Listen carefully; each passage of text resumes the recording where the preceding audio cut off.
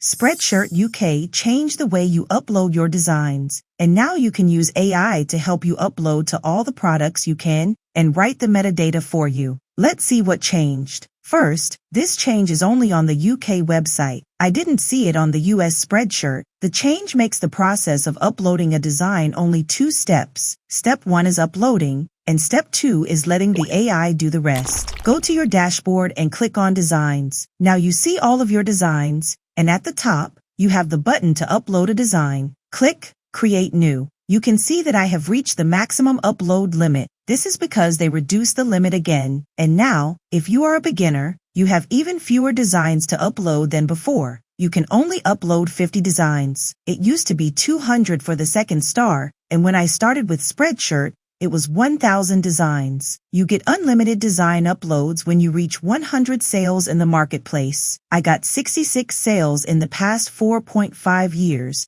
so I am past halfway, but it's still a long way to go. I really hope to get to the point of unlimited uploads. I know it might be a profitable source of income when I get there, but for now, it is very slow. It's like YouTube. If you stick to it long enough, you will get some sales. Unlike YouTube, you upload once up to the limit you have, and then just let it work for you for a few years until you make enough sales to be able to upload unlimited designs to your store. Until then, just upload and forget it. I can say that it is very hard to succeed with Spreadshirt and print on demand in general, since all of the websites have made it much harder to make money from it. They make us pay more fees and reduce the number of designs so much that it's hard to get sales. But let's get back to the uploading process. You can upload designs after you reach the minimum threshold, but you can't publish them. So, let's upload a design. This is step 1. After it uploads, you can click on the design. Now, instead of the long process they had before, you have everything on one page. At the top, you see all the products this design will be placed on. The AI recognizes the color of your design and chooses the right product colors for it.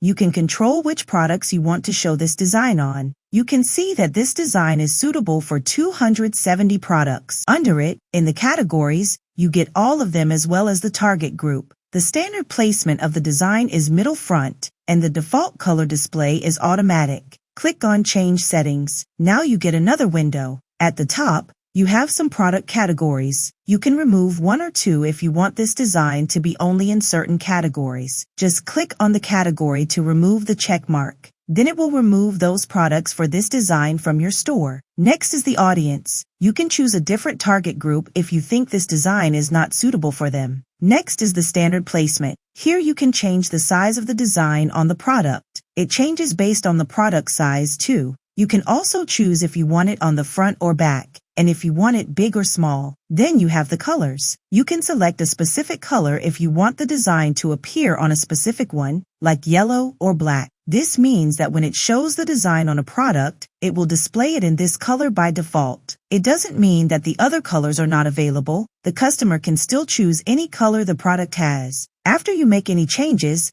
click on the Save button, and it will take you back to the publishing page. You can click on the top left arrow if you don't want to change anything and go back to the same page. Next is the metadata. You can click on Generate with AI, and it will give you a title, description, and tags. I tested it, and it didn't do a good job because the most important thing in this design is the text, and it didn't recognize it. It ignored the text and made the title, description, and tags very general. You can test it yourself if you like. Just make sure that the text the AI writes for you makes sense. You can also write the metadata yourself if you prefer. Lastly is the part of publishing the design with all of the products. You can see that publishing is only for the Spreadshirt marketplace. Spreadshirt has 2 options to publish and sell products. One is the marketplace, where you are limited to 50 designs in the beginning. The other option is to open a store on the Spreadshirt website, but it is an independent shop. That means you need to sell the products yourself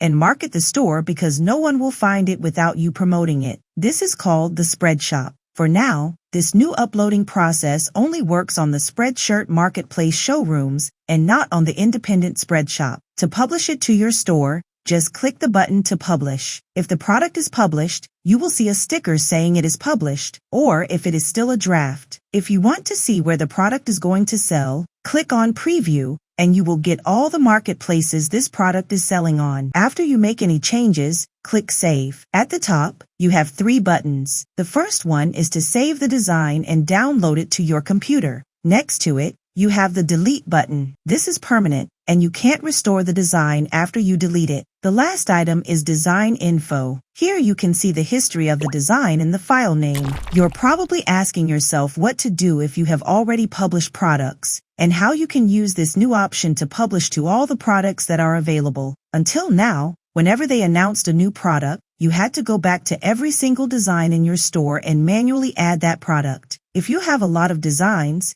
that can take forever, so most people don't do it, and they end up leaving money on the table. If your design isn't on each product, you lose sales because it won't be shown to the right buyer who might want that design on a different product. Now you only need to click one button. Click on the product, and you'll see a new option for old published designs. Click Activate Now, and let it do its magic. When you click the button, it will overwrite the details for that product, so make sure you want to change the product. Another thing to consider: if you have more designs than allowed because you uploaded them before they added the upload limits, you can't save the designs until you delete some designs from your store to reach the limit. If you are like me, you will probably leave the old settings and not get rid of the old published designs, because it will reduce the number of designs you have in your store. You can also click on the AI metadata option, but you don't have to. After it finishes, click Save and move to the next product. From now on, whenever they add more products to the collection, your design will automatically show on the new product after you've changed the setting. Watch this video next,